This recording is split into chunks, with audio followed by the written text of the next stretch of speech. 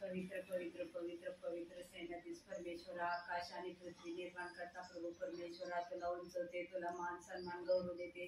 राजा प्रभूजी, तू आम्हाला रात्रभर सांभाळून सकाळची वेळ दाखवली, दुपारची वेळ दाखवली, म्हणून तुझे आभार मानते.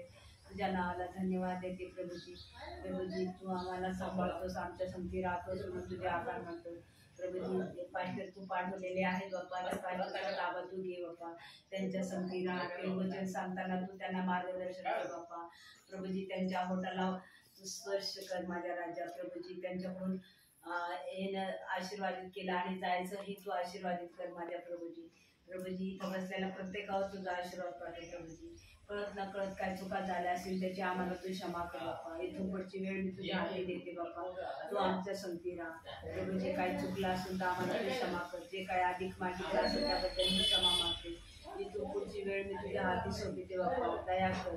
ही छोटीशी विनंती येशूच्या गोड आणि पवित्र नावाने मागते. आमेन. आमेन.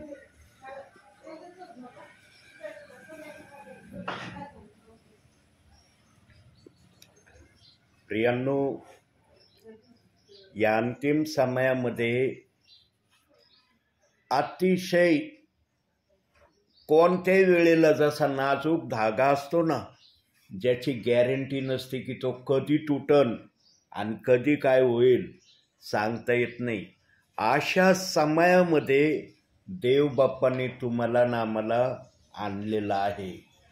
पण अशा समयात जरी आम्ही आलेलो आहोत तरी देव बाप्पाचं आपल्या विश्वासणाऱ्यांशी भेटणं बंद झालेलं नाही. देवबाप म्हणू शकत आहे ना, आता मी येणार आहे, मी तर नेहमी माझे प्रियजन पाहतो, माझ्या डोळ्यासमोर ते सुरक्षित आहे, सगळं काय आहे, कशाला माझ्या सेवकांना पाठवून मी माझा निरोप त्यांच्यापर्यंत पोहोचू. म्हणू शकत आहे ना देवबाप्पाचा आत्मा. का नाही म्हणत देवबाप्पाचा आत्मा?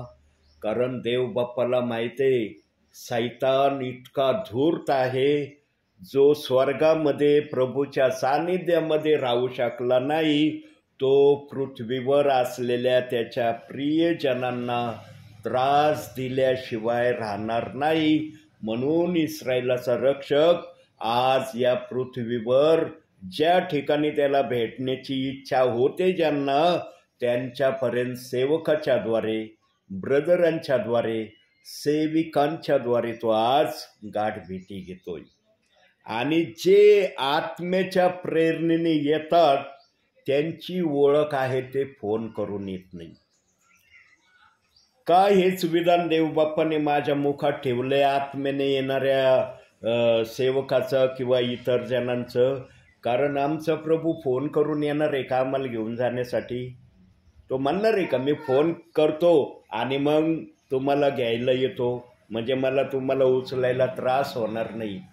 प्रियांनो, अशी फसगड होणार आहे. प्रभू ज्या दिवशी येणार आहे त्या दिवशी विश्वासणाऱ्यांची इतकी त्रेधा उडणार आहे प्रियांनो, कारण त्यांच्या ध्यानीमनी नसणार आहे की प्रभू कधी येणार आहे. जे कामामध्ये असतील त्यांना वर्ज्य करून बाकीच्या प्रियजनांची फार फसगड होणारी. जे कामाला आता बघा काही जण काम करतात है ना, कोणी कंपनीत आहे, कोणी सरकारी याच्यात आहे, कोणी केंद्र सरकारमध्ये, हर एक जण प्रत्येक ठिकाणी कामाला आहे. कोणी मोलमजुरीचं काम करतंय, कोणी शेतावर आहे. जे शेतावर इकडं तिकडं काम करणारे असतील त्यांच्यासाठी त्या समयात थोडंसं सुलभ त्यांच्यासाठी तो वेळ असणार आहे. परंतु जे प्रियजन घरामध्ये आहेत, पण ते घरामध्ये, आता घरामध्ये असणारा व्यक्ती सर्वच जण झोपलेले असतात का? सर्वच जण टी व्ही पाहणारे असतात का? सर्वच जण हसी मजाक चेष्टा करण्याच्या याच्यात असतात का? वेगवेगळ्या कारणांमध्ये प्रत्येक जण जो घरामध्ये आहे तो असतो. पण जे प्रियजन दुपारच्या वेळेला बायबल वाचन करत असताना किंवा प्रार्थना करत असताना प्रभूला दिसतील त्या प्रियजनांसारखे आशीर्वादित प्रियजन कोणी नाही. कारण त्यांच्यासाठी ती बहुमोल अशी संधी आहे की ज्या संधीमध्ये प्रभू पाहून आनंदी होणार आहे. म्हणून प्रियांनो, येणाऱ्या दिवसामध्ये जे दुपारचे झोप घेतात त्यांनी झोपेकडे जरा दुर्लक्ष करा प्रियांनो. मनुष्य सर्वात जास्त लाड कोणाचा करतो माहिती का? सर्वात जास्त लाड मनुष्य आपल्या शरीराचा करतो. शरीर म्हणलं ना, अरे मला येणे वाटत करायला, मग त्याच्या समोर तुम्ही कितीही विनवण्या करा, काही त्यांना उत्साहित करण्यासाठी शब्द बोला, ते एकदा एखादा बोल त्यांनी सोडला ना, माझ्या शरीराला हे आवडत नाही, पसंत नाही किंवा हे मला करण्याची इच्छा नाही, तो व्यक्ती सहसा तयार होत नाही. हा काही जण होतात, तो भाग वेगळा आहे. पण ते कुडकुडत मनामध्ये दुःख धरूनारे आता यांनी लयच गळ घातलाय म्हणून करायचं, न तर माझी इच्छा नव्हती, अशा अनुषंगाने काही जण तयार होतात. पण जो स्वइच्छेने होतो ना तयार, त्यांच्यासारखा धन्य आणि आशीर्वादित कोणी नाही. प्रियांनो, येणाऱ्या दिवसामध्ये दुपारची जी झोप आहे त्या झोपेला विराम द्या. त्याऐवजी प्रार्थना करा, त्याऐवजी बायबल वाचन करा. पहा, इस्रायल देशावर कसं संकट आलेलं आहे. कळलं इस्रायल देशाविषयी? नाही कळलं. इराणनी इस्रायल देशाला चॅलेंज केलंय. 12 तारखेला, येत्या 12 तारखेला नकाशामधून इस्रायल देशाचं नाव कट करून टाकू आम्ही. म्हणजे नकाशातून नाव इस्रायल देशाचं काढून टाकू, अशा प्रकारची धमकी दिली. आज सगळेजण इस्रायल देशासाठी प्रार्थना करत आहे. प्रियांनो, ज्या भूमीला देव बाप्पाचे पाय लागलेले आहेत आणि ज्या भूमीवर त्याचे प्रियजन प्रभूने ठेवलेले आहेत, त्या प्रियजनांचं रक्षण नाही करणार तो? बघा, काढूया जरा एक वचन. देवबाप एक वचन देतोय. स्तोत्रसंहिता 121 121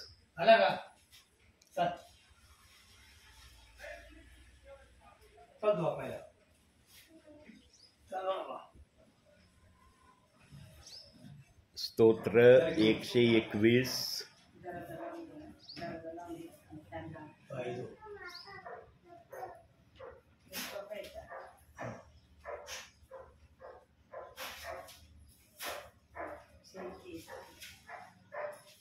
काढलं.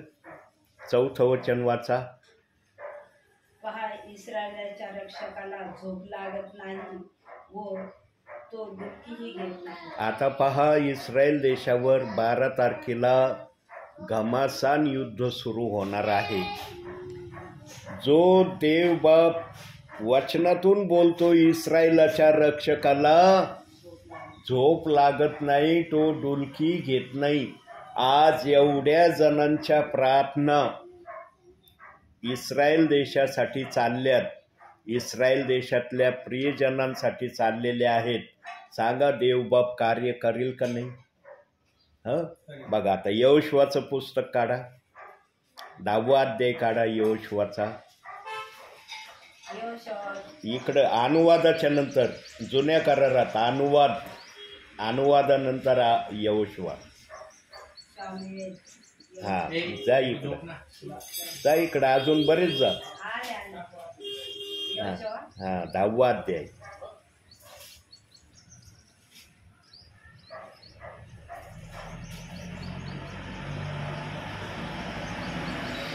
काढलं. 11वं वचन वाचा. यहोशुवा 10वा अध्याय 11वं वचन.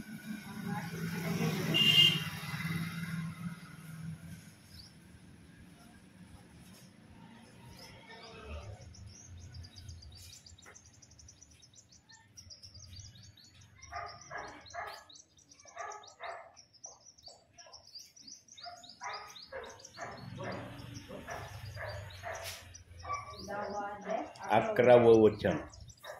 ते इस्रायला पुढे पळून बेतरोहनाच्या उतरणीवर आल्यावर आजक्यास जाऊन पोहोचल्यापर्यंत परमेश्वराचे आकाशातून मोठ्या गारा त्याचवर पडून त्यास ठार केले. बरोबर आहे का? 12वं. परमेश्वराने उमारी लोकास इस्रायल लोकांच्या हाती दिले. तेव्हा यहोशुआ परमेश्वराशी बोलला. इस्रायला समक्ष तो असे म्हणाला.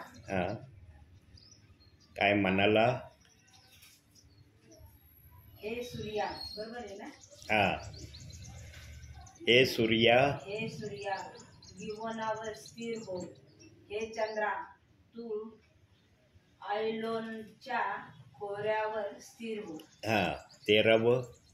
तेव्हा सूर्य स्थिर झाला आणि चंद्र थांबला. त्या राष्ट्राने आपल्या वैर्याचे पुरे उसने फेडण्यापर्यंत ते थांबले. वाचलं पूर्ण वचन? यशार नमक प्रांतात ही कथा लिहिली आहे ना. सूर्य आकाश मंडळात थांबला आणि जवळजवळ 4 प्रहर अस्त पावला नाही. बस.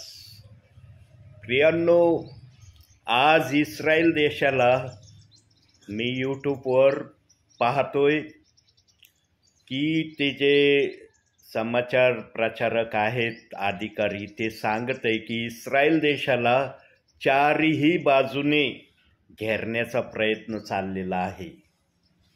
4ही दिशाने इस्रायल देशावर अटॅक करण्याचा प्रयास सुरू होणार आहे. अजून झालेलं नाही, तरी अधूनमधून चालले त्यांच्या बंबारी. इकडूनही चालली, तिकडूनही चालली.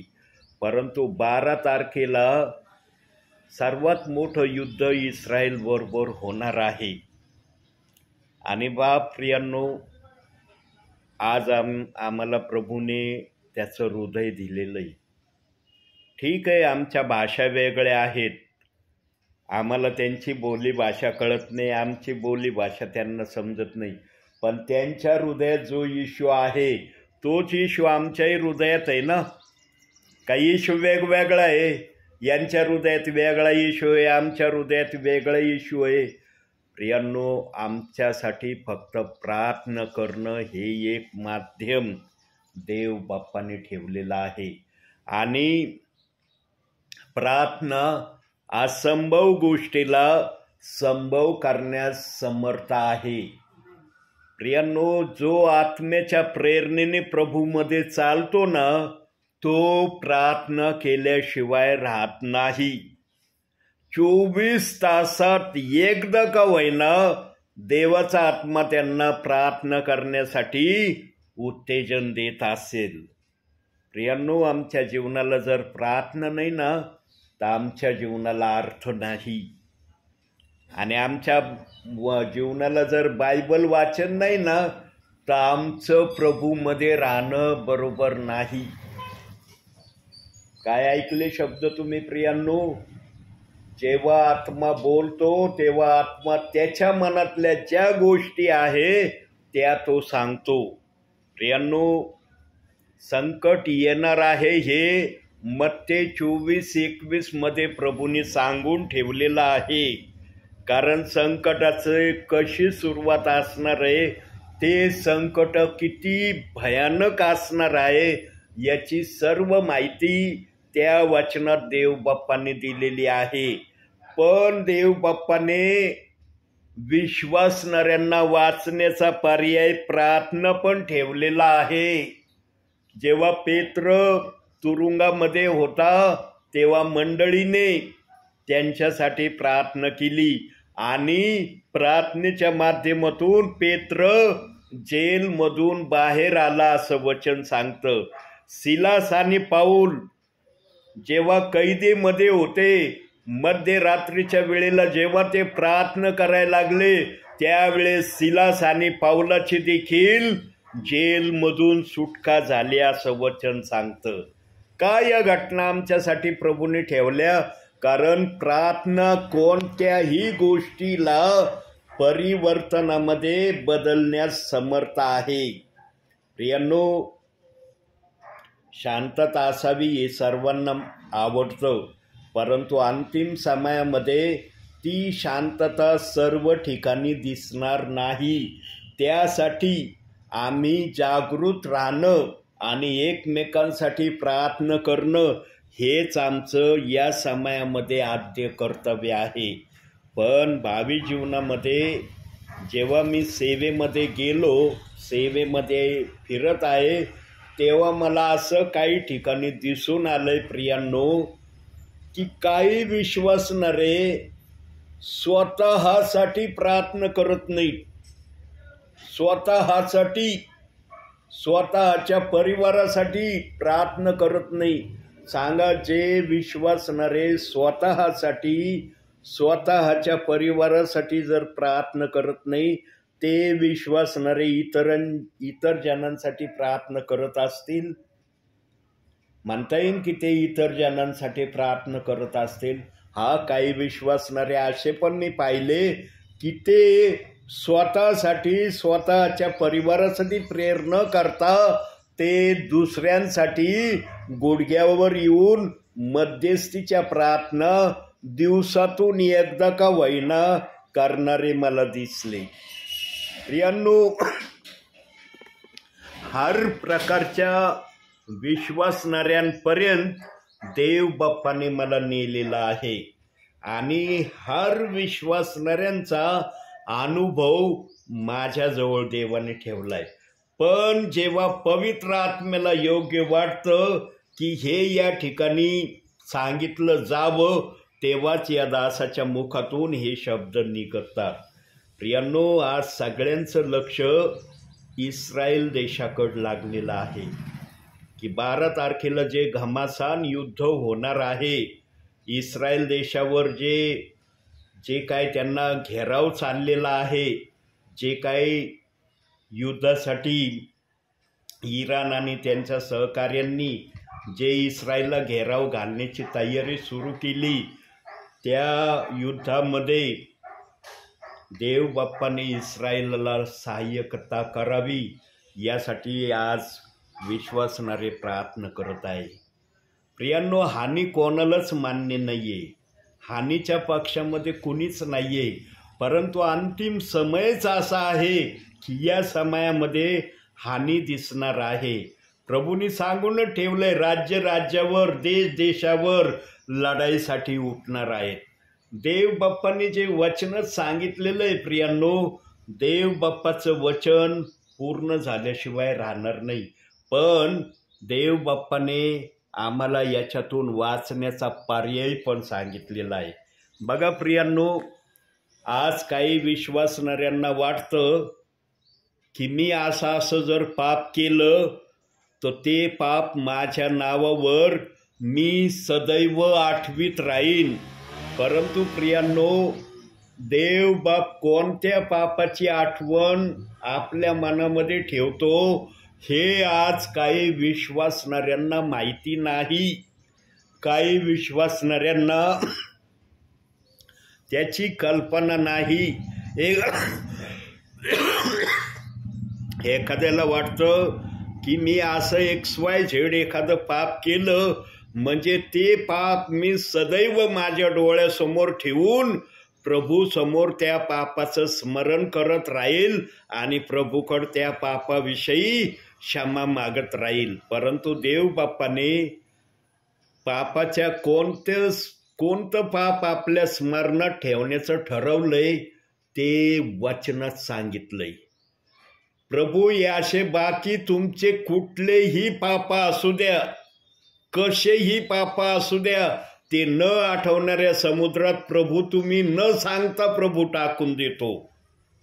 पण एक पाप आहे की त्या पापाला प्रभू आपल्या मनामध्ये ठेवतो. पण जर ज्याने ते पाप केलं तो जर प्रभू समोर आला आणि त्याने त्या पापावर क्षमा मागण्याची प्रभूकडे विनंती केली तर त्या पापावर क्षमासुद्धा प्रभूने द्यायचं ठरवलेलं आहे. आता ते कोणतं पाप आहे जरा वचनातून बघूया आपण. मत्तेकृत शुभवर्तमान, मत्ते नवीन कराराचं पहिलं पुस्तक, मत्ते 12वा अध्याय 32वं वचन. मत्ते 12वा अध्याय 32वं वचन वाचा.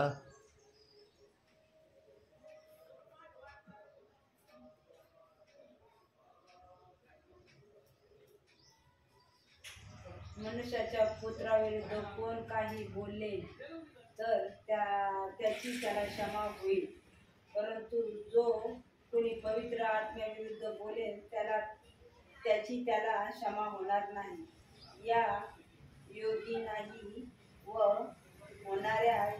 येणाऱ्या युगी नाही. प्रियांनो, आज काही विश्वासणाऱ्यांना वाटतं की माझ्याकडून हे जर पाप झालं तर या पापाची मला क्षमा नाही. आणि जर देव बाप्पाने बायबलमध्ये हे वचन ठेवलेलं आहे तर या वचनाच्या विरोधामध्ये या भूतलावर कोठे ना कोठे अपशब्द पवित्र आत्म्याविरुद्ध बोलले जाणार आहे. पण जरी पवित्र आत्म्याविरुद्ध अपशब्द बोलले जाणार आहेत, पण जर एखादा पुढं चालून त्याला अनुताप झाला, त्याच्या मनाला जर या गोष्टीची चुरचूर चुटफूट लागली आणि त्याने जर पश्चातापी हृदयाने प्रभूकडे येण्याचं ठरवलं तर प्रभू त्याचं आमंत्रण नाकारीत पण नाही. आता सांगा, जो पवित्र आत्म्याविरुद्ध दुर्भाषण करतो, पवित्र आत्मेला भलं बुरं बोलतो, तो विश्वासणारा प्रभूवर विश्वास ठेवील का? म्हणता येईल का की तो विश्वास ठेवू शकतो? परंतु देवाने असं काही मन मनुष्याला दिलेलं आहे की कालांतराने का होईना काही जणांना या पापाचं स्मरण होऊन ते अनुताप करून प्रभूकड पश्चाताप करत येणार आहेत. आणि जे प्रभूकड पश्चाताप करत येणार आहेत, प्रभू त्यांचा स्वीकार करणार आहे. तो कसा करणार आहे? वचनातून बघू आपण. प्रगटीकरणाच्या अलीकड योहान लागन. पहिले योहान, प्रगटीकरणाच्या अलीकड पहिले योहान काढायचा, दुसरं नाही तिसरं नाही. पहिले योहान 2रा अध्याय काढायचा, 1-2 वचन वाचायचं. योहान पहिले योहान 2रा अध्याय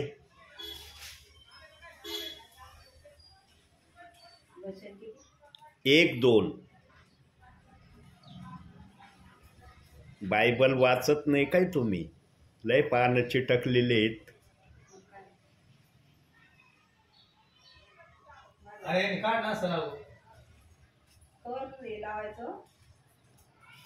हा, 1-2. ख्रिस्तामध्ये प्रगट झालेले सार्वकालिक जीवन, हा, जे प्रारंभीपासून नाही कोणतं काढाय पत्र? योहान पहिले पत्र. हा, कितवा अध्याय काढाय? पहिला. 2रा अध्याय 1-2. आहो माझ्या मुलांनो, तुम्ही पाप करू नये म्हणून हे मी तुम्हाला लिहितो. जर कोणी पाप केलेच तर धार्मिक असा जो येशू ख्रिस्त, तो पित्याजवळ आपला पैवारी आहे. तो आपल्या पापाबद्दल प्रायश्चित आहे आणि आपल्याच पापाबद्दल केवळ नव्हे तर सर्व जगाच्याही पापाबद्दल आहे. बस बघा, तिथं पण काहीवारी शब्द वापरलाय. बायबलमध्ये 3 ठिकाणी काहीवारी या शब्दाचं प्रामुख्याने उच्चारण करण्यात आलंय किती ठिकाणी कैवारी शब्द वापरण्यात आलाय? 3 ठिकाणी. कोणकोणत्या ठिकाणी वापरण्यात आलाय? पहिला कैवारी शब्द वापरण्यात आलेला आहे योहान 14वा अध्याय 16व्या वचनात. तिथं कैवारी हा शब्द वापरण्यात आलेला आहे. दुसरा शब्द आपण हा पाहिलेला आहे. आणि आणखी एक कैवारीचा रेफरन्स आहे, तो माझ्या स्मरणात आल्यावर सांगतो तुम्हाला. 3 ठिकाणी कैवारी हा शब्द बायबलमध्ये देव बाप्पाने ठेवलेला आहे.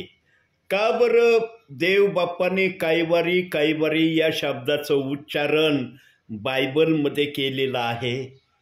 कारण या शब्दाचं उच्चारण विशेष घटना प्रगट होण्यासंदर्भात ते दिलेलं आहे. कारण आता मत्तेय 12:32 मध्ये आम्ही वाचलं की पवित्र आत्म्याविरुद्ध दुर्भाषण करणाऱ्याला क्षमा नाही, या युगी नाही, येणाऱ्या युगी नाही.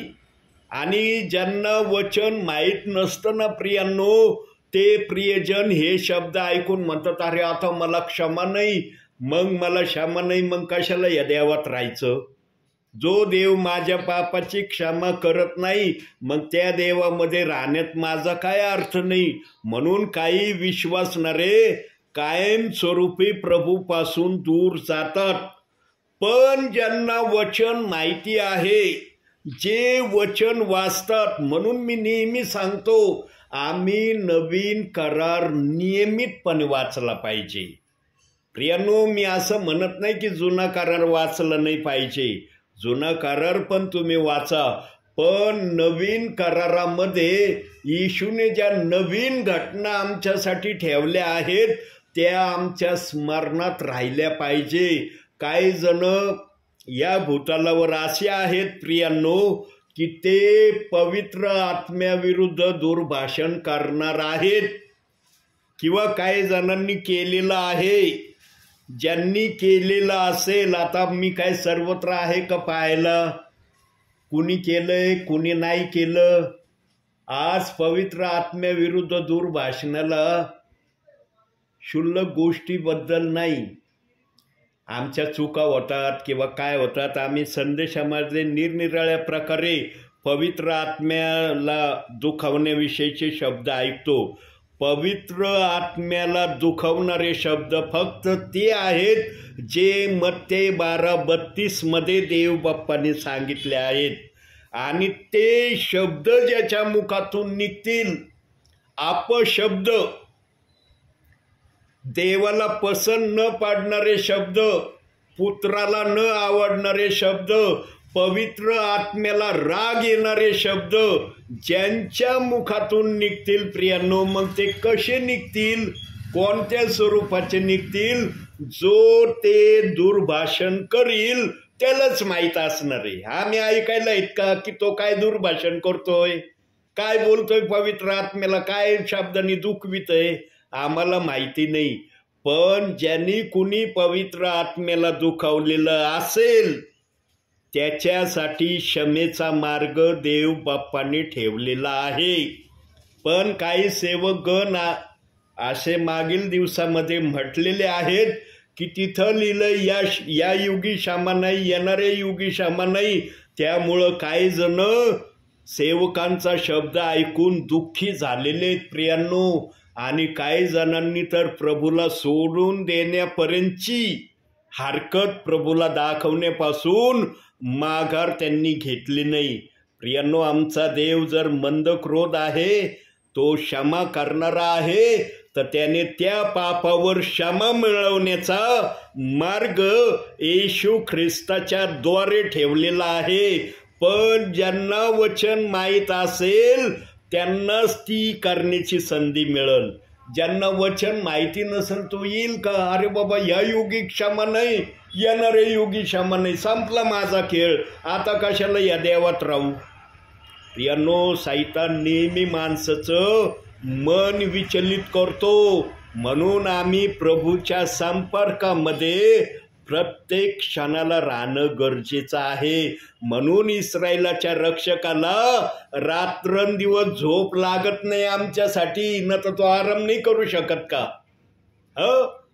का त्यांनी वचनात असा शब्द वापरला, इस्रायलाच्या रक्षकाला झोप लागत नाही, तो डुलकीही घेत नाही.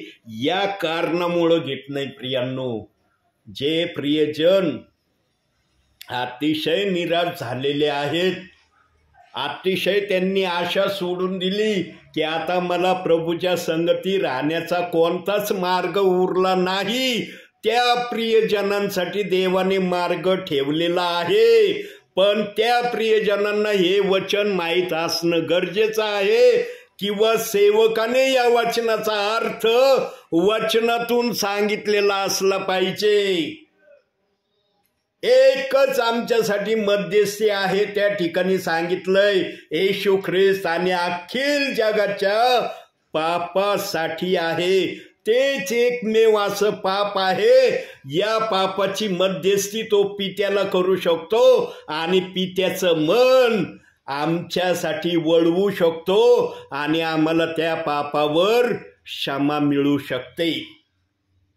पण जो येईल त्याला क्षमा मिळेल, जो येणार नाही त्याचं काय होईल मला सांगता येणार नाही. प्रियांनो, बायबलमध्ये जे पण वचन ज्या पण अनुषंगाने ठेवलंय ना, त्याच अनुषंगाने पवित्र आत्मा त्या वचनाचा अर्थ सांगतो. पण सध्याच्या परिस्थितीमध्ये वचनाला घेऊन दुसऱ्याच गोष्टी काही ठिकाणी ऐकायला मिळतात. प्रियांनो, एक विश्वासणारा हाऊस प्रेयरला आलेल्या सेवकाकडून काय अपेक्षा करतो? काय अपेक्षा असती? आज मी आलोय तुमच्या इथं, किती जण आहेत याच्यात रेकॉर्डिंग चालली ना रेकॉर्डिंग, आणि रेकॉर्डिंग तुमच्यासाठी माझ्यासाठी आहे का? जेवढे माझ्या व्हॉट्सअपला प्रियजन आहे तेवढ्या प्रियजनांपर्यंत ही रेकॉर्डिंग जाणार आहे. तुमची अपेक्षा काय आहे? आशीर्वाद भेटावा, कशा भेटावा? सेवकाकडून काय अपेक्षा असते तुमची? आशीर्वाद भेटावा ना. मग सेविका असली तरी आशीर्वाद पाहिजे, ब्रदर असले तरी आशीर्वाद पाहिजे, सेवक असले तरी आशीर्वाद पाहिजे. सांगा, जे आत्म्याचे प्रेरणेने येणारे आहेत ते तुम्हाला शाप देऊन जातील का? म्हणून बायबलमध्ये एक वचन दिलंय. आता 1 करंथीकराचं पत्र काढा. 1 करंथी, रोमकराच्या पत्रानंतर प्रेषितांची कृत्ये, रोम आणि मग करंथीकर. 1 करंथीकर 12वा अध्याय 3रं वचन, एकच वचन वाचायचं.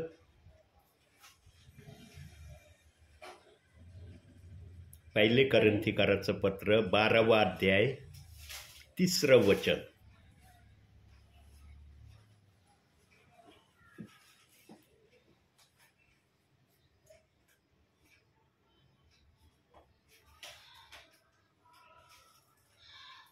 वाचा.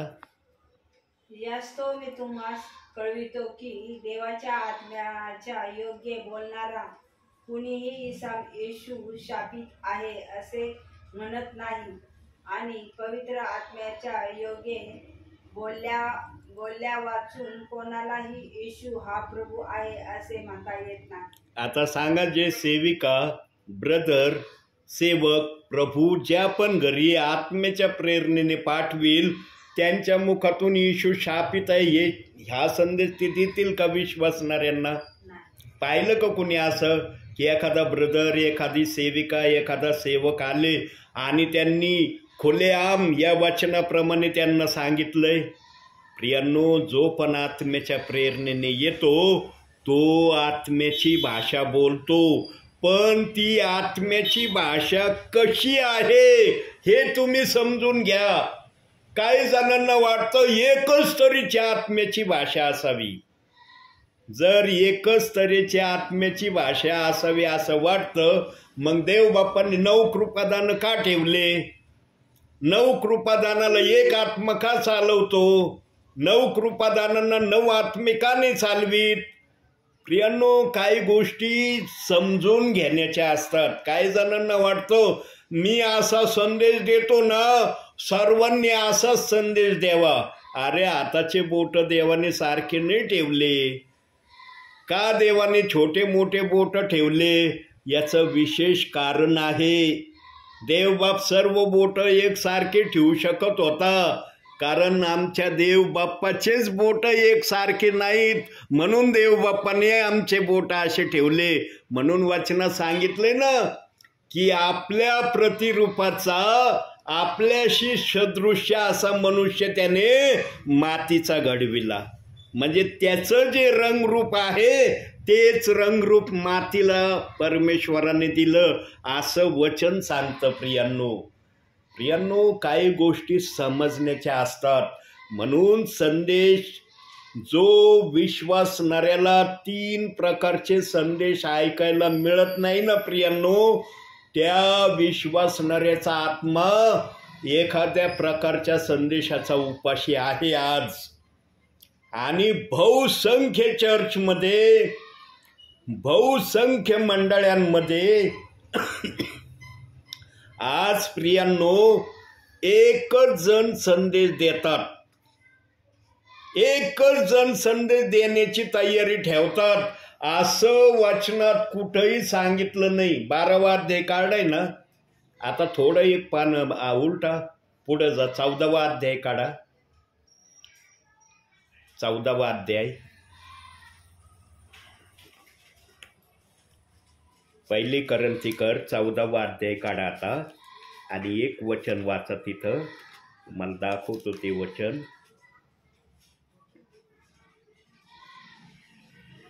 काढलं? 29वं वचन वाचा.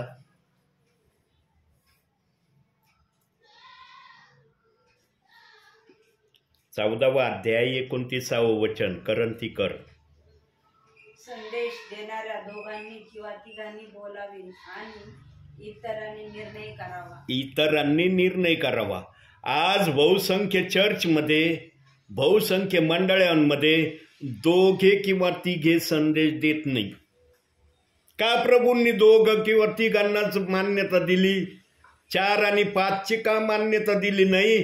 कारण प्रभूने 3 प्रकारची सेवा ठेवलेली आहे. पहिली सेवा सुवार्तिकाची, दुसरी सेवा पाळकाची आणि तिसरी सेवा शिक्षकाची. म्हणून वचनात सांगितलंय बोलणारे 2 किंवा 3 असावे आणि इतरांनी काय संदेश दिलाय त्याच्यावर त्यांनी विचार विनिमय करावा की हा संदेश कसा आलेला आहे. पण आज बहुसंख्य ठिकाणी संदेशाला नावं ठेवण्याची प्रक्रिया फार जोरावर आहे. त्या संदेशाची तारीफ मात्र कमी ऐकायला मिळती, पण निंदा, त्या संदेशाच्या विरोधात, त्या संदेशाच्या खिल्ल्या उडवणं, ह्याच गोष्टी ऐकायला मिळतात प्रियांनो. म्हणून देवाने वचनात सांगितलंय संदेशाचा धिक्कार करू नका. कारण देवाच्या आत्म्याला आपल्या समाजात दिसलं होतं की माझे विश्वासणारे माझ्या संदेशाला सुद्धा दोष लावायला घाबरणार नाही. मनातलं सांगतेत, हे शब्द उच्चारणारे होणार आहे ते पवित्र आत्म्याला त्या समाजात दिसलं होतं, जे या समाजात आम्हाला काही ठिकाणी ऐकायला मिळतंय. प्रियांनो, आत्म्याने आलेल्या संदेशाची पहिली ओळख आहे तो सेवक, ती सेविका, ते ब्रदर फोन करून येत नाही. काही जण येत नाही प्रियांनो. ज्यांना आवड आहे फोन करून जाण्याची, देवबाप त्याला हरकतही घेत नाही. कारण त्यांना प्रथम देवाने सांगितलेलं असतं की मला या ठिकाणी जायचंय. मग ते विश्वासणारे सावधान व्हावे किंवा इतरांना त्यांनी प्रार्थनेला बोलवावं, सगळी तयारी व्यवस्थित व्हावी म्हणून काही जण अगोदर फोन करतात आणि मग जातात. पण काही जणांना वाटतं जे हाजीर ते वजीर या नात्याने काही जण फोन नाही करत, डायरेक्टली घरी जातात आणि तिथं जे हजर असतील त्यांना संदेश देऊन मोकळे होतात. आता बघा, मी जर घरी येऊन निघताना फोन केला असता तुम्हाला सिस्टर मी येत आहे तुमच्याकडं, तुम्ही 2-3 जणांना का होईना आणलं असतं ना. चला ब्रदर येऊ राहिलेत रस्त्याने येते, त्यांचा संदेश चांगला देतात, तुम्ही पण या ऐकायला म्हणले असते ना. पण तुम्हाला माहीत नव्हतं मी येणार आहे म्हणून काही सेवकांना देवबाप जसं चालवतो तसाच सेवक चालतो. कारण सेवकाने जर प्रभूचं ऐकलं नाही तर पवित्र आत्मा बोलणार नाही सेवकाच्या मुखातून. म्हणून सेवकाने प्रथम आत्मपरीक्षण करावं की देव मला सेवा करायला पाठवतोय, कशा प्रकारची सेवा माझ्याकडून करून घेण्याची तो इच्छा ठेवतो. त्याने प्रभूची इच्छा पूर्ण केली पाहिजे, स्वतःची इच्छा नाही. प्रभूला नाही म्हणलं पाहिजे प्रभू मी सांगतो तसं तू कर. लक्षात ठेवा, आम्ही प्रभूचे गुलाम आहो, प्रभू आमचा गुलाम नाही. पण वास्तविक जीवनामध्ये सर्व ठिकाणी असं दिसत नाही प्रियांनो. हा काही जणांना देवबाप्पाने जशी आज्ञा दिली तसं ते करतात, पण बहुसंख्य ठिकाणी काही जण प्रभूला गुलामासारखं चालवण्याचा प्रयत्न करतात. प्रियांनो, हे शब्द जर माझ्या मुखातून निघत आहेत तर कुठं अशा प्रक्रिया चालल्यात हे मला माहिती नाही. पण पवित्र आत्मा जर या शब्दाचा उल्लेख करतोय तर पवित्र आत्म्याला याची माहिती आहे. आणि हा संदेश फक्त तुमच्यासाठी किंवा माझ्यासाठी आहे असं नाही. जिथपर्यंत हा संदेश जाईल, जिथं कुठं अशी प्रक्रिया असेल त्यांच्यामध्ये सुधारणा व्हावी यासाठी पवित्र आत्मा बोलत आहे. पवित्र आत्मा नेहमी व्यक्तीला सुधरवण्याचा प्रयत्न करतो. पवित्र आत्मा कुणाला बिघडवण्याचा प्रयत्न करत नाही. जर आम्ही सगळे जर चांगले असतो तर देव बाप्पाला हे पवित्र शास्त्र द्यायची गरज पडली नसती. पण एदेन बागेपासून आदामापासून प्रभू परमेश्वराने पाहिलं की मनुष्य स्वतःच्या इच्छेने चालण्यास अति उत्सुक आहे आणि ती प्रक्रिया आजही आहे का नाही. रविवारच्या दिवशी बघा काय प्रियजन, नाही मला आज नाही यायचं चर्चला, मी नाही येणार. कारण विचारलं नाही, मी कारण नाही सांगणार पण मी येणार नाही. प्रियांनो, अनुभव येईल. प्रियांनो, ज्यांच्या हृदयात पवित्र आत्मा असतो ना, तो पवित्र आत्मा कधी त्या विश्वासणाऱ्याला असं शब्द उच्चारण्याची प्रेरणा देणार नाही. म्हणून तुमच्यामध्ये पवित्र आत्मा किती आहे, काय तुमच्याशी तो संभाषण करतो याचं बारकाईने निरीक्षण करा. आणि जर पवित्र आत्मा तुमच्यामध्ये खोलवर नसला तर देवाला विचारा, देव बाप्पा माझ्यामध्ये पवित्र आत्मा खोलवर येत नाही का येत नाही, कोणती प्रॉब्लेम पवित्र आत्म्याला माझ्या जीवनात दिसत आहे त्यामुळं पवित्र आत्मा मला पुढचं मार्गदर्शन करत नाही. प्रियांनो, म्हणून स्वतःला तपासण्याचा हा समय आहे. म्हणून 2 करंथी 13वा अध्याय 5व्या वचनात सांगितलंय, स्वतःची परीक्षा करा, मी प्रभूमध्ये कसा आहे. आज अनेक विश्वासणारे स्वतःची परीक्षा करतच नाही, पण इतरांच्या परीक्षा मात्र करायला नंबर 1 आहे. स्वतःची परीक्षा करायला नाही, दुसऱ्याच्या परीक्षा करायला नंबर 1 होऊ राहिले आहेत. आणि असे बहाणेबाजीचे कारण पण सांगतात की ऐकणाऱ्याला वाटतं खरोखर तसंच आहे की काय. प्रियांनो, पवित्र आत्मा कधी कोणाला दोष देत नाही. पवित्र आत्मा कोणाच्या विरोधात बोलत नाही. पवित्र आत्मा कोणाची भावना दुखवित नाही. पवित्र आत्मा सर्वांवर एकसारखं प्रेम करतो. आहे का आमच्यामध्ये असं प्रेम? आम्ही पण प्रेम करणार आहेत, असं नाही की आम्ही प्रेम नाही करत, पण आमचं प्रेम कसं आहे, तोंड पाहून, अरे हा समोरचा व्यक्ती कोण आहे, नाही यांच्याबद्दल आमच्या मनात थोडंसं प्रेम आहे, एवढं प्रेम नाही. आती उतू जाणारं प्रेम यांच्यासाठी नाही, आती उतू जाणारं प्रेम दुसऱ्यासाठी आहे. आमचं प्रेम तोंड पाहून आहे. प्रभूंनी जर तोंड पाहून आमच्यावर प्रेम केलं असतं, सांगा प्रभूच्या नावात आजच्या समयाला किती प्रियजन असते, किती जण प्रभूमध्ये असते आज. प्रियांनो, प्रभूचं पाहणं, प्रभूचं करणं आणि प्रभूचं ठेवणं एक समान आहे. फक्त विश्वासणाऱ्यांनी ते ओळखलं पाहिजे. जो त्याच्या इच्छेप्रमाणे करत नाही त्याला तिथपर्यंत येता येत नाही. म्हणून कनान देशामध्ये 6,000 लाखापेक्षा इस्रायली लोक निघाले, पण दोघांनाच कनान देशात जाता आलं, बाकीचे गेले नाही. का नाही गेले? कारण तिथपर्यंत चालण्याची त्यांनी तयारी दाखवली नाही. जसं प्रभू त्यांना चालायला मागत होता, अपशब्द बोलू नका, मोशे सांगत तसं गपचूप चाला, पण इस्रायली लोक नेहमी मोशेच्या विरोधात बोलायचे. कधी पाण्यासाठी, कधी खाण्यासाठी, कधी मांसासाठी, कधी ऐशो आरामासाठी, न जाणे आणखी कशा कशासाठी.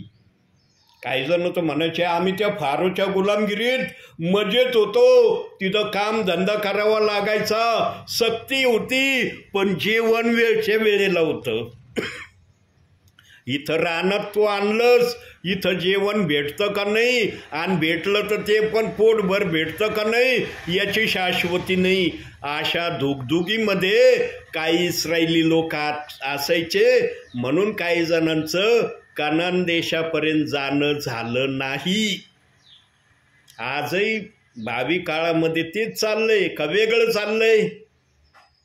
आज फक्त तेवढा प्रवास आम्हाला नाही करावा लागत. आज आम्हाला संसार प्रपंचाच्या प्रवासातून देवाला उंचवायचं प्रभूने माध्यम ठेवलंय.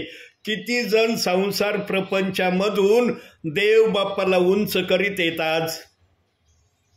मी तर माझ्या जीवनात पाहिले काही जण संसार प्रपंचाच्या गोष्टीसाठी, जगाच्या गोष्टीसाठी भरपूर वेळ आहे त्यांच्याजवळ, पण जर त्यांना म्हणलं ना ब्रदर तुम्ही बायबल वाचता का, लगेच म्हणतात ब्रदर माझ्याजवळ 2 मिनिटाचा वेळ नाही बायबल वाचायला.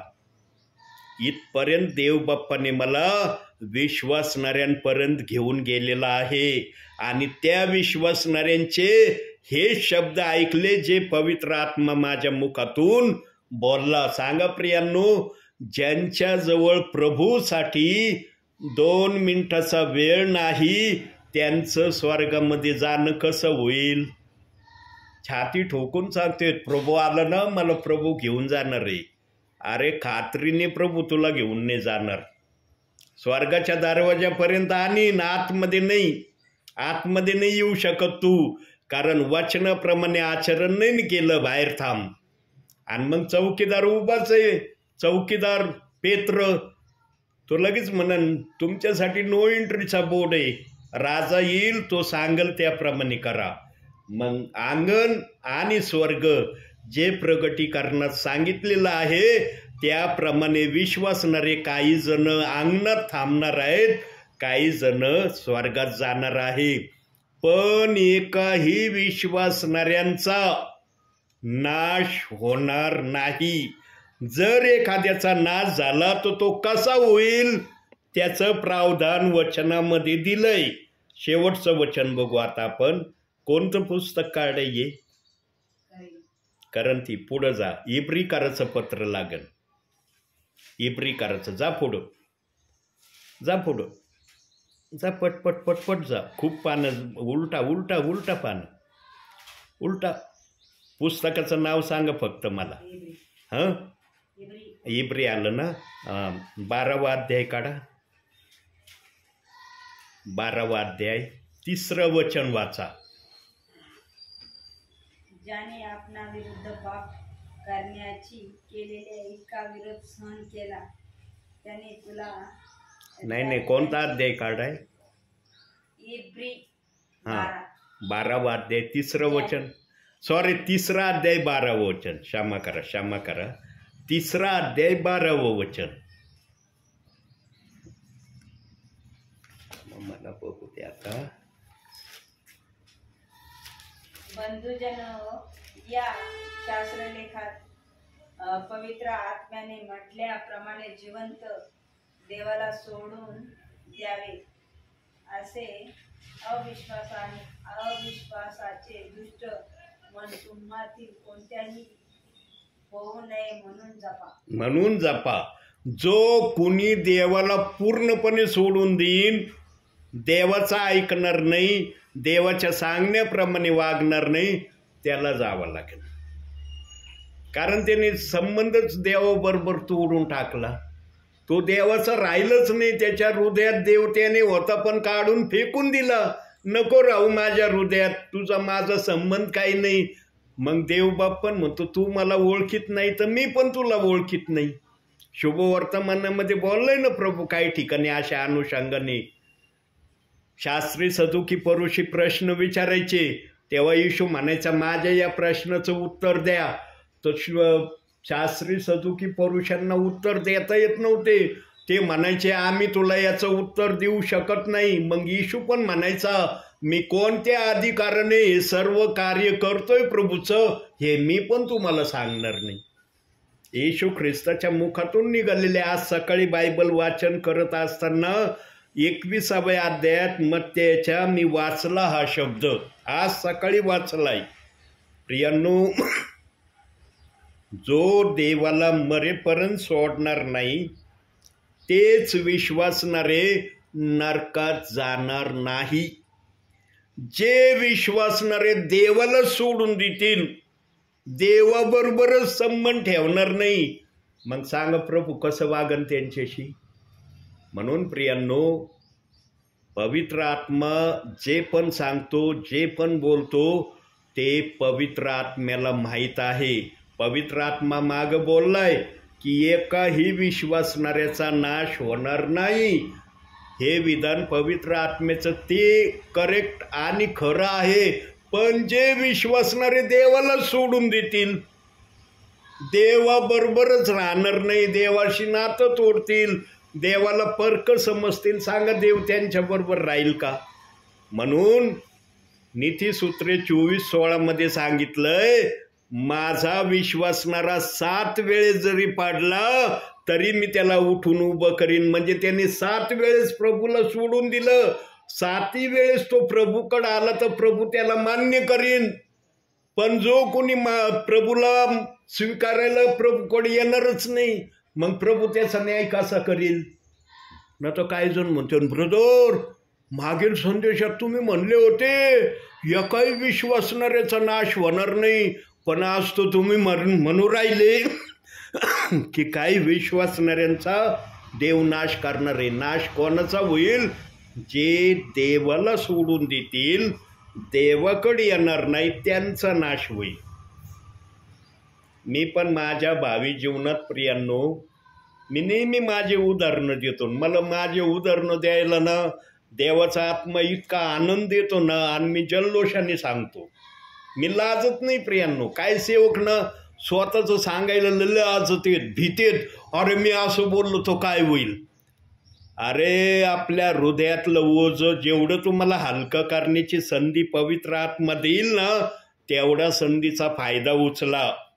दुसऱ्याचं तर कुणी पण आनंदाने सांगन हो, दुसऱ्याचं सांगायला भीती वाटणार नाही, स्वतःचं सांगायला भिलं नाही पाहिजे माणसांनी. मी आनंदाने सांगतो, माझ्या भावी जीवनामध्ये मी 2 ते 3 वेळेस प्रभूला पूर्णपणे सोडून दिलं होतं, 2 ते 3 वेळेस. पण माझ्यामध्ये पुन्हा माझ्या देवाकडे येण्याची माझ्या हृदयाला ओढ लागली आणि प्रभूंनी पाहिलं अरे याने 2 ते 3 वेळेस मला सोडून दिलंय, आता याला मला कायम न सोडून देण्यासाठी देवाने मला डायरेक्ट सेवकच केलं. आता सेवक केल्यावर सोडीन का मी प्रभूला? सेवक म्हणल्यावर सेवकाचं काम काय आहे? दुसऱ्यांना प्रभूकडं आणणं. आता मी जर प्रभूला सोडून दिलं तर दुसरे लोक येतील का प्रभूकड?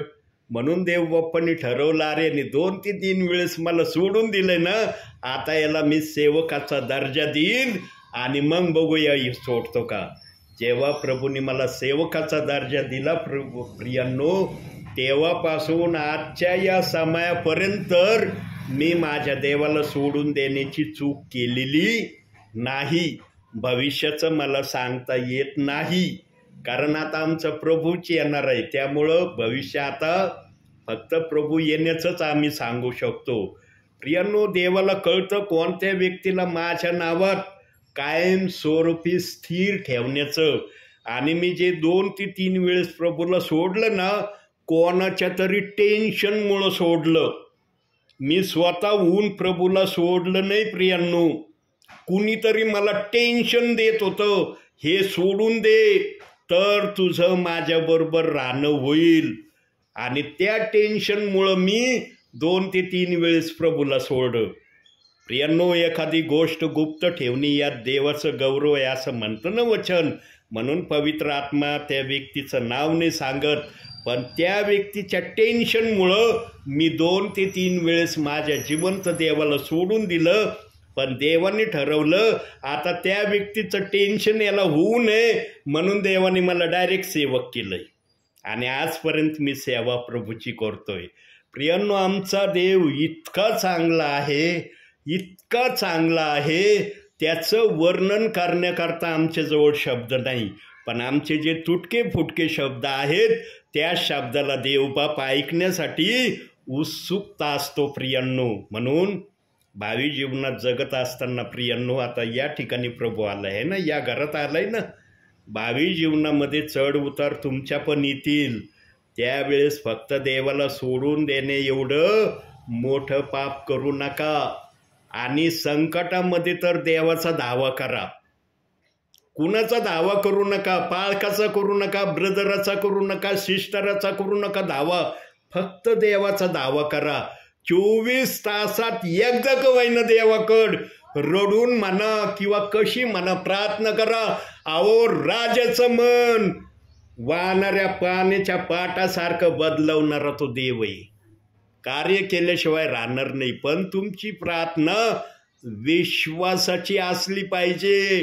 किंतु परंतु तुमच्या प्रार्थनेत नसलं पाहिजे, अरे मी तर प्रार्थना केली, काय माहिती देवबाप देतो का नाही, देवबाप करतो का नाही, देवबापाला करता येतं का नाही. सहज आमच्या मनात असे किंतु परंतु येतात प्रियांनो.